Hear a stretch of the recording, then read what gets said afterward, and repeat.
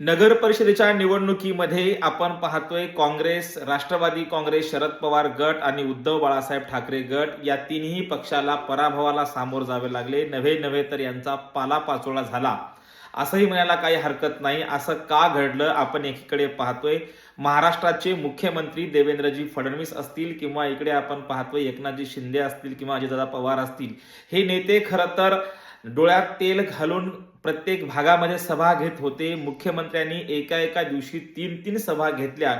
अशा वेळी मात्र इकडे आपण पाहतोय सुप्रियाताई सुळे असतील किंवा उद्धव बाळासाहेब ठाकरे असतील किंवा इकडे पृथ्वीराज चव्हाण असतील किंवा त्यांच्या सोबत असलेले काँग्रेसचे प्रदेश अध्यक्ष हर्षवर्धन सपकाळजी असतील, या नेत्यांनी मात्र ही निवडणूक फारशी सिरियस घेतलेली नाही असंच दिसून आलंय.